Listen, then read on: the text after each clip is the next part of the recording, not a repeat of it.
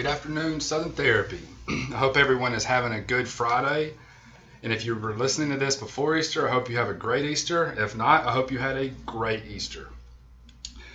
I've been tasked with senior leadership to go over a very complex subject referred to as health information technology. More specifically, understanding what medical informatics and datalytics are and how it can make us all more successful if we truly understand it. Go a little bit over of who I am. I've got my bachelor's in sports medicine, and then I segued in and got my master's in health administration with a concentration in informatics. I've been with Southern Therapy for 10 years in August. I started out in 2008 as the EHR project manager, kind of segued into the IT director, and in 2012, I became the CIO, and then in 2016, I was asked to be on the senior advisory board. Somewhere along the way, CompuLink asked me to be part of the PT Advantage Advisory Council. Health information technology is very complex, and if you have any questions, please hold them till the very end. Just kidding. But as complex as it is, there's a couple things I want you to take away from this brief presentation.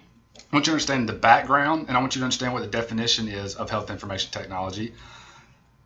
I want you to understand the difference between an EMR and an EHR, because we use those terms kind of universally, but there is a major difference between the two. I want you to understand what medical informatics and datalytics are. I want you to understand why health information technology, more specifically HIT, is crucial to Southern Therapy's success. And I want you to understand how it affects each individual employee in our company. Health information technology experts, CIOs, IT directors, all of that, understand that between 2004 and 2014 was the HIT decade. Now we're more in the expansion on the HIT decade. But a lot of people believe that it started with President Obama because he was the one who signed the HITECH Act and the Affordable Care Act. However, it was President Bush who established the Office of the National Coordinator of Health Information Technology.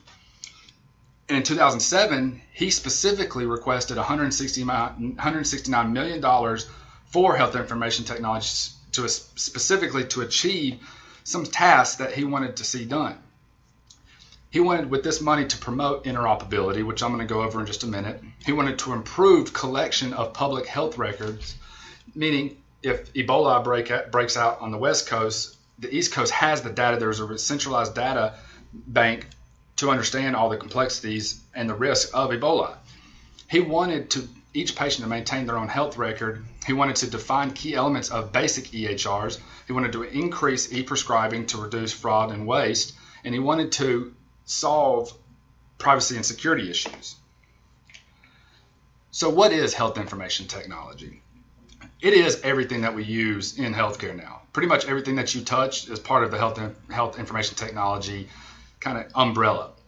But what it really is it supports health information management across computerized systems. That's including the computers, the servers, the networks, the EHRs, the EMRs, everything, and is the secure exchange of health information between consumers, providers, payers, and quality monitors. Now, health information technology is an all-encompassing word of everything. As we kind of go down a little bit, medical informatics is specifically all of that stuff.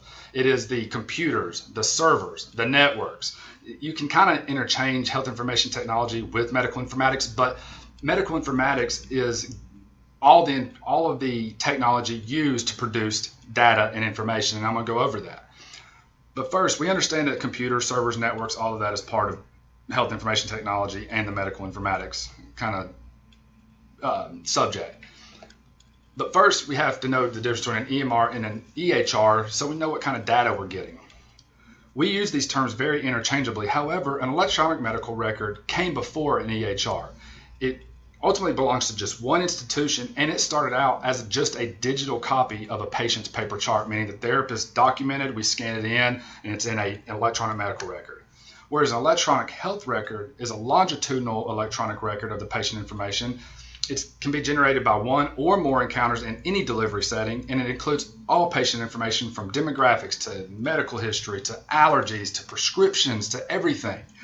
So to kind of sum it up, PT Advantage by itself is an EMR, but it has the interoperable capability to be an EHR, especially if we one day link it with and have the interoperability with Greenway or Meditech, so we can get a patient's record as soon as they have their surgery from the hospital.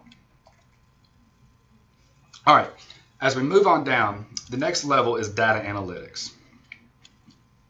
There are many types of data analytics. However, there's three that are most crucial and most beneficial in healthcare. Data analytics also can be referred to as healthcare analytics. That's just more industry, relevant. There are three major types that we want to explore on. There's small data, there's predictive modeling expansion, and then there's real-time analytics. Small data is the collection of information from a small patient population.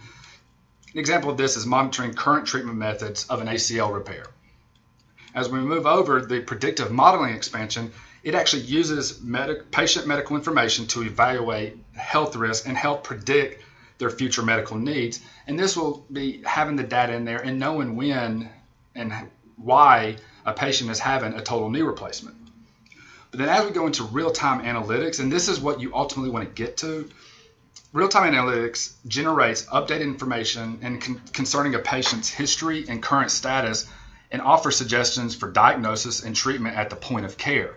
So with this, we would be having a system that suggests the best and most efficient and cost-effective treatment protocols after capturing all the patient's information, range of motion, primary complaints, as well as all their other demographics, and it helps us basically treat the patient.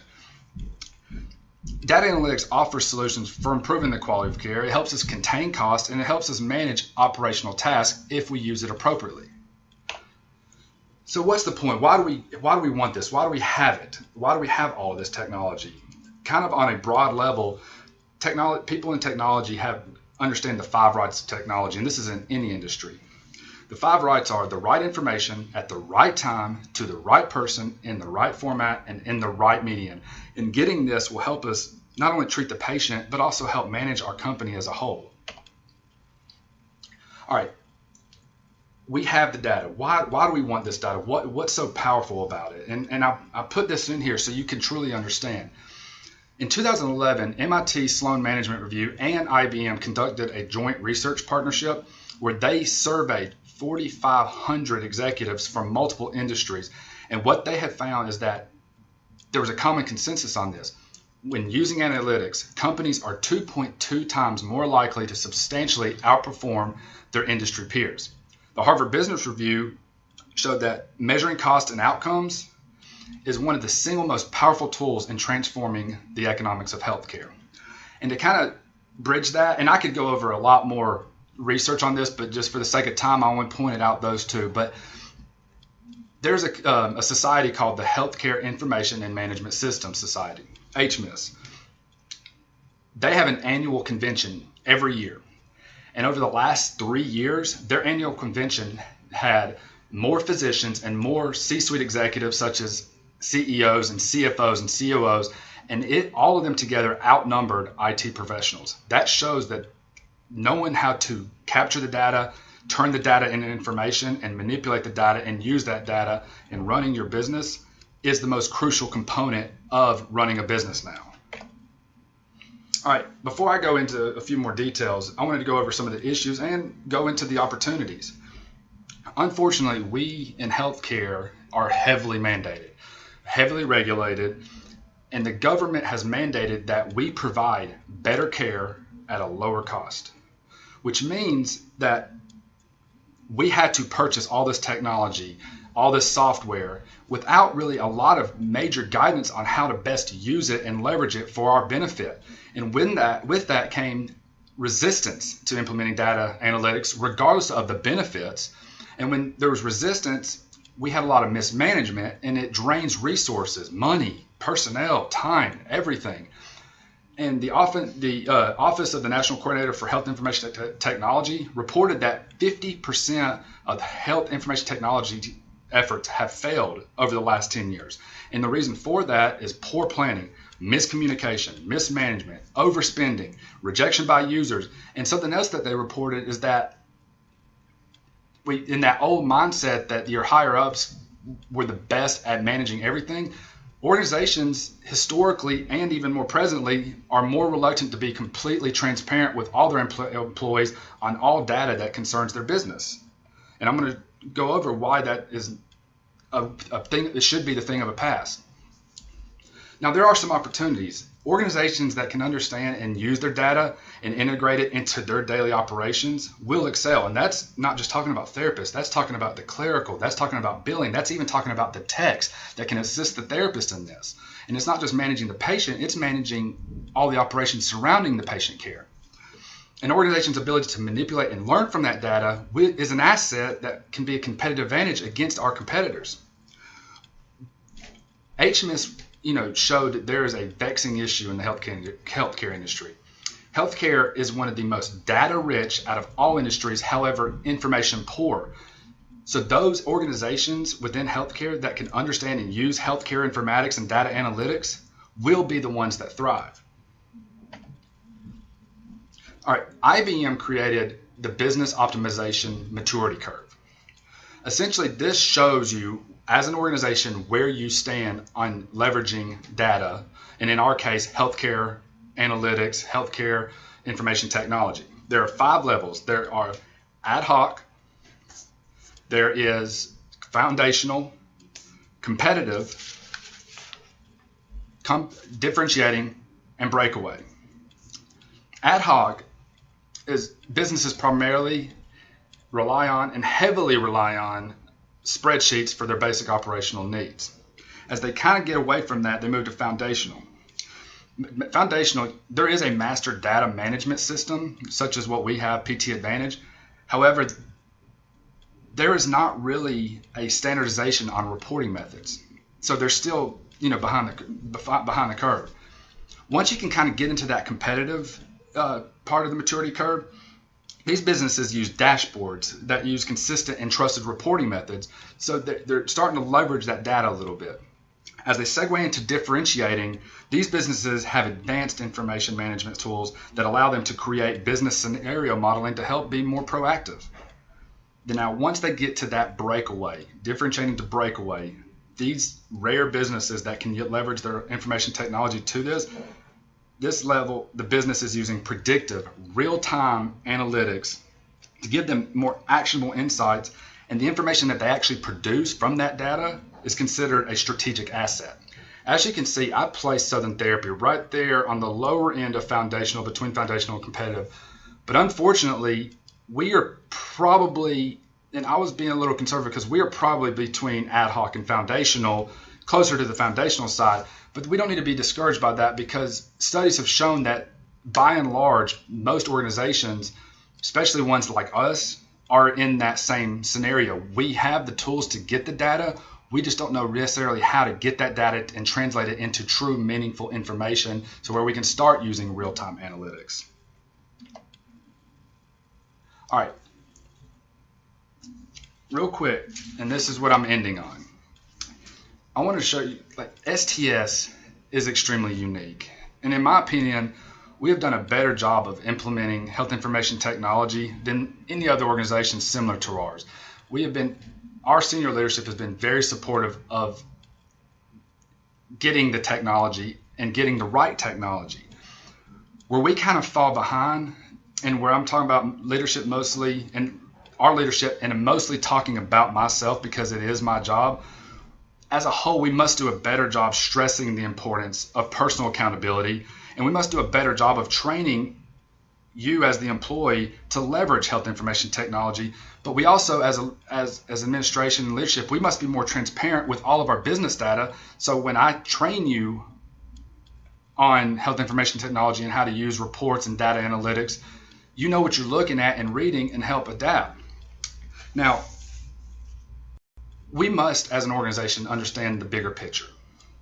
And what I mean by that is Impact, which is the private practice section of the American Physical Therapy Association, showed that in a survey that most therapists, and this is including PTs all the way to CODAs, assume that because they show up to work, have a full schedule, and successfully rehabilitate their patients, their organization is thriving. And this would be a reasonable assumption for someone who doesn't have all the financial data of treating that patient.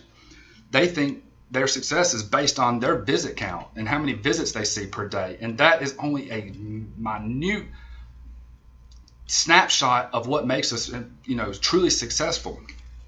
I'm hoping to do another presentation on how we get the data and how we each individually can translate that data and use that data and kind of learn how to manipulate it into information that is what we can use to help treat the patient, help the cancellation and no-show numbers, help lower our cost, help increase our reimbursement.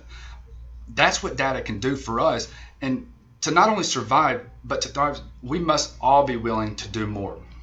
We know that as I was stating before, we need a change in our culture, and leadership understands that. And it starts from the top, but it does not end there. We need everyone, as we move forward, to be more open, more susceptible to learning new skills, learning how to read data. This is crucial for everybody, and from the therapist all the way down to the tech. It is imperative that we do this, and if we do this, our company will be better than our competitors, and we will be successful. Thank you.